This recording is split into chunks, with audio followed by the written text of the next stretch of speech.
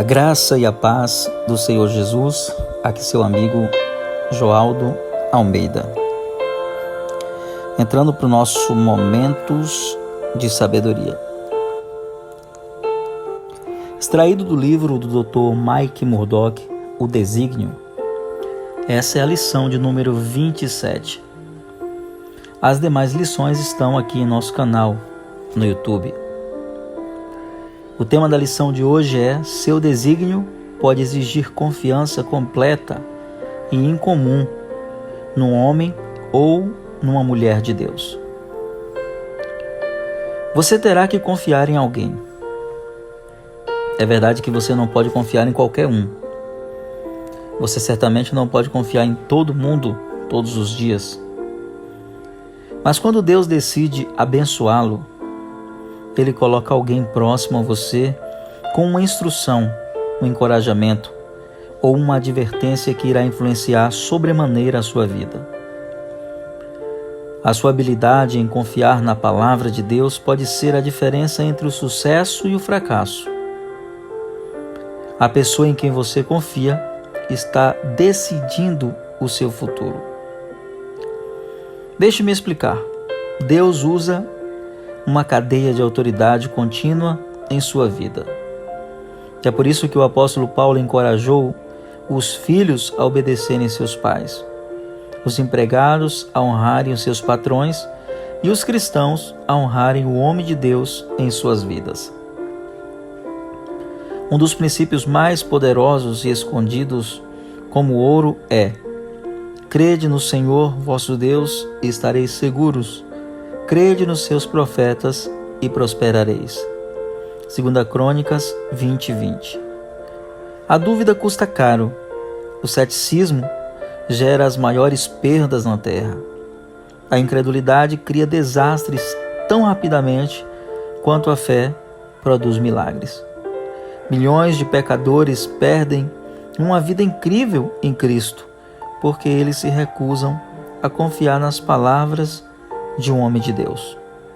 Para muitos, o Evangelho é bobagem, porque a palavra da cruz é loucura para os que perecem, mas para nós que somos salvos é o poder de Deus. Aprove a Deus salvar os crentes pela loucura da pregação. 1 Coríntios 1:18 e versículo 21. Deus frequentemente coloca seu ouro em sacos de estopa.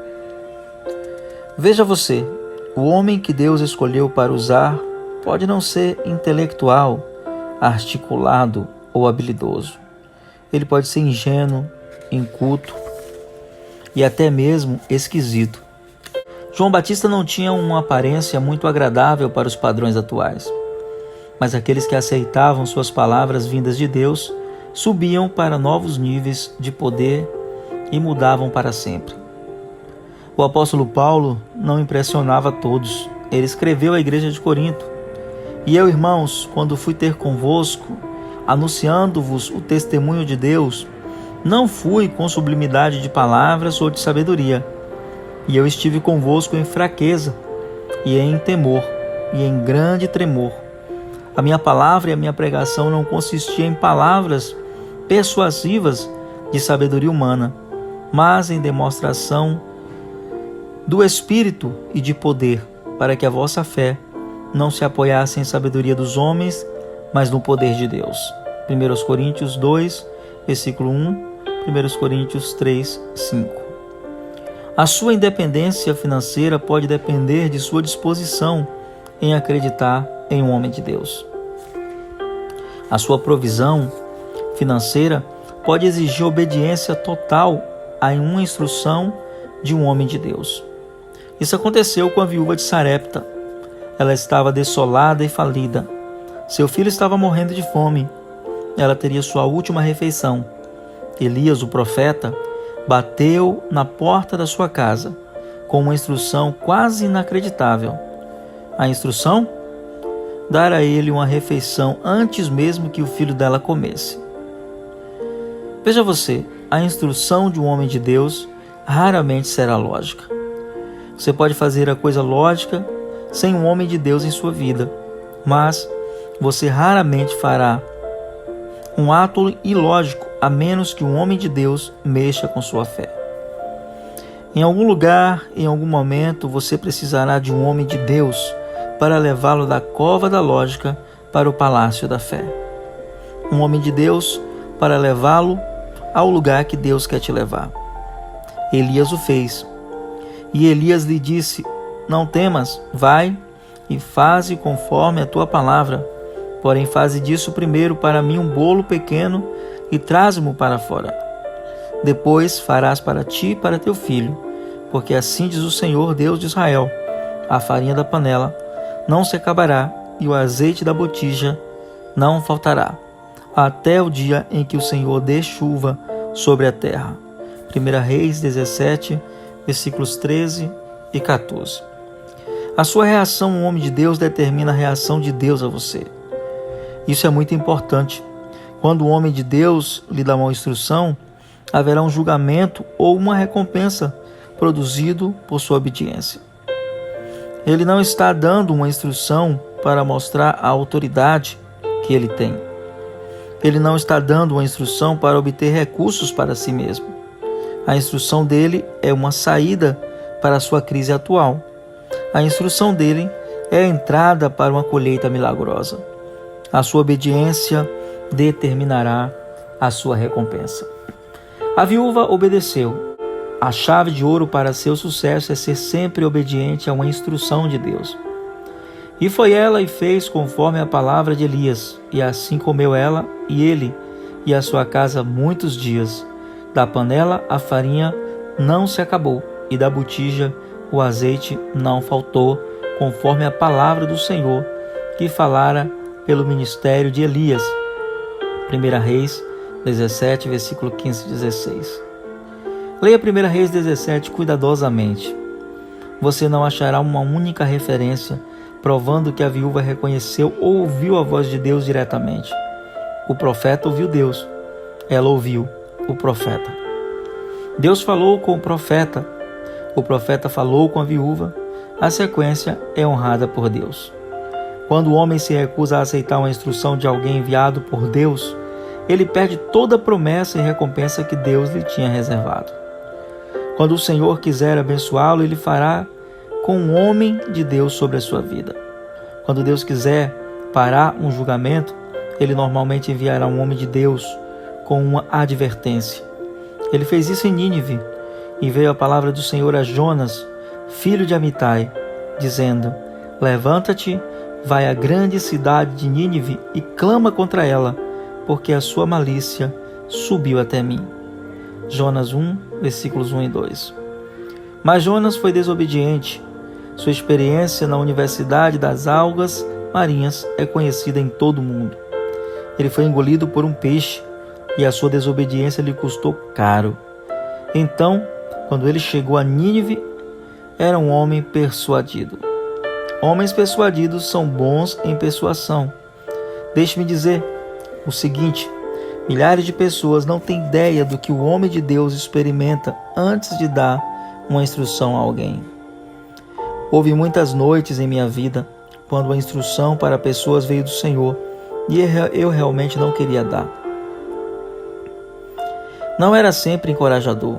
Eu recebi instruções de julgamento mais de uma vez, mas a razão pela qual eu obedeci não foi garantir a aprovação, os aplausos ou a aceitação das pessoas. Em vez disso, eu tive um Deus poderoso falando poderosamente e de forma persuasiva em meus ouvidos. Minha desobediência teria sido muito cara. Jonas chorou nas ruas de Nínive. Levantou-se Jonas e foi a Nínive, segundo a palavra do Senhor. Era, pois, Nínive uma grande cidade de 3 dias de caminho. Jonas 3, versículo 4. De alguma maneira, a credibilidade e a verdade de sua mensagem foram sentidas. As pessoas se arrependeram e os homens de Nínive creram em Deus e proclamaram um jejum e vestiram-se de panos de saco, desde o maior até o menor, porque esta palavra chegou ao rei de Nínive.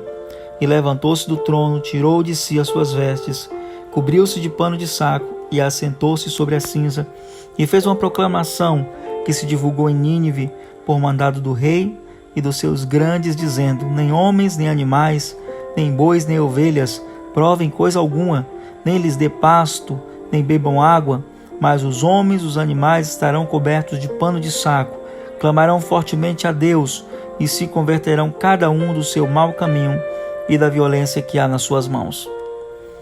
Quem sabe se voltará a Deus e se arrependerá e se apartará o furor da sua ira, de sorte que não pereçamos. Jonas 3, versículos 5 ao 9.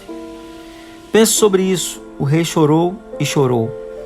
As pessoas foram instruídas a parar de alimentar os seus animais e rebanhos. Até os animais foram forçados a jejuar.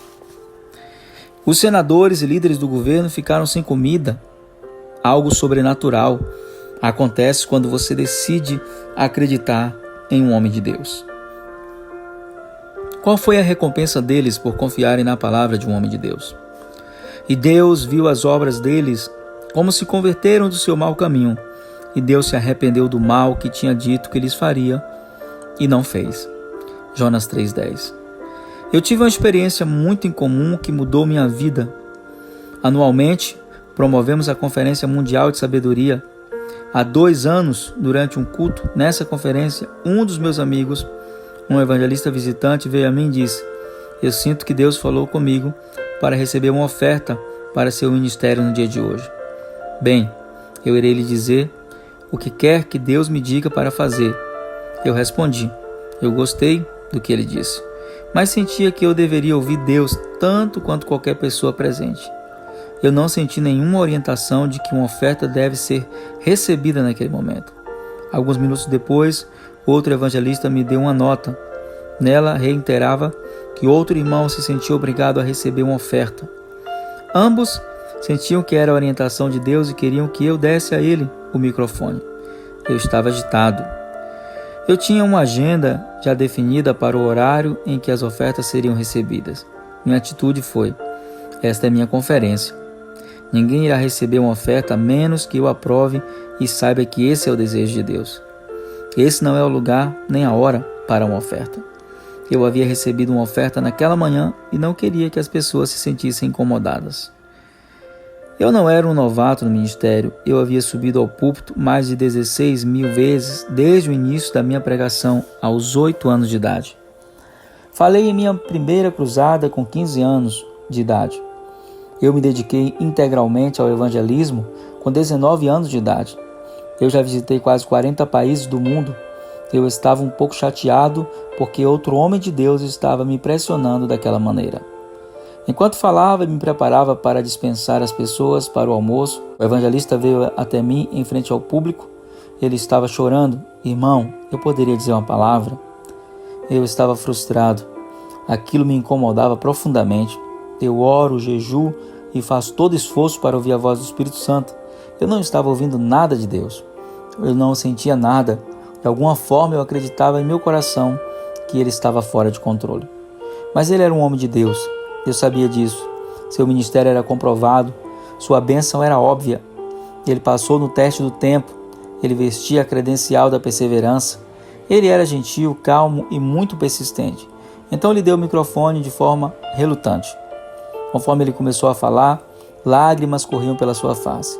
Em momentos, meus colegas começaram a sair dos seus assentos, vindo até a frente, com promessas de fé de $1.000 para o ministério. Eles continuaram vindo. Eu continuei lá ainda sem sentir nada.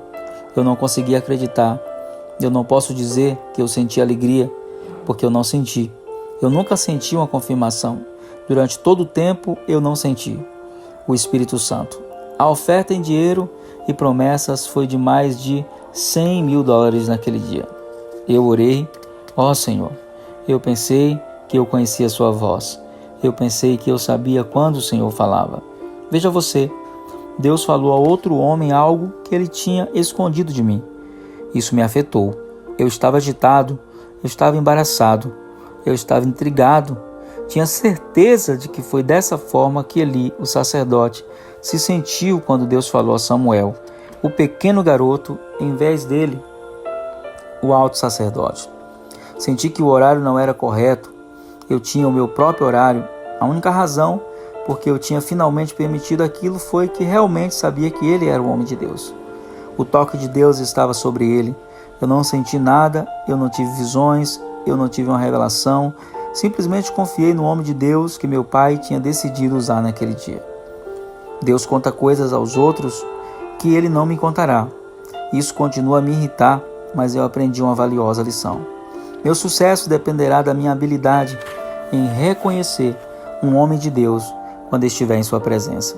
Certa vez eu estava ministrando na costa leste, uma unção grandiosa veio sobre mim e eu dei um testemunho pessoal sobre o plantio de sementes de $58. Deixe-me explicar. Há 6 anos eu estava sentado no púlpito em Washington, o pastor estava recebendo dízimos e as ofertas. Eu havia plantado uma semente de $1.000 mensais naquela igreja nos 12 meses anteriores. Enquanto o pastor recebia os dízimos, o Espírito Santo repentinamente falou. Ele me perguntou: quantos tipos de bênçãos existem em minha palavra? Bem, havia feito estudos sobre isso. Em minha pesquisa, encontrei 58 tipos diferentes de bênçãos. Sim, isso dependerá da forma como você seleciona as categorias, mas foi isso que contei. Então respondi: existem 58 tipos diferentes de bênçãos em sua palavra. Eu quero que você plante uma semente de $58 como oferta. Escreva acordo da bênção no cheque. Ele me falou que queria que essa semente de $58 representasse um pacto de bênção entre nós. Eu achei isso esquisito, mas escutei meu coração. Eu conheci a sua voz e obedeci. Alguns momentos depois, ele me instruiu a plantar uma outra semente para alguém que eu amava e que precisava de um milagre. Eu obedeci. Em algumas semanas, milagres aconteceram em minha vida de forma radical. Então, no culto da manhã de domingo, eu compartilhei minha experiência. Eu expliquei que sentia fortemente que cada pessoa presente deveria plantar uma semente de $58 para a obra do Senhor. Ela seria usada para comprar tempo na televisão para a proclamação do Evangelho. Muitas pessoas obedeceram à instrução não porque ouviram a voz de Deus, mas porque elas acreditaram que um homem de Deus lhes deu uma instrução apropriada e santa. Naquela tarde, um dos homens que estava visitando a igreja chamou o pastor. Ele estava irado, ele era um homem pagão que não seguia o Senhor. Ele disse que tudo aquilo era uma armação, uma armadilha. Veja você, quando não se conhece Deus, é óbvio que não se conhecerá um homem de Deus.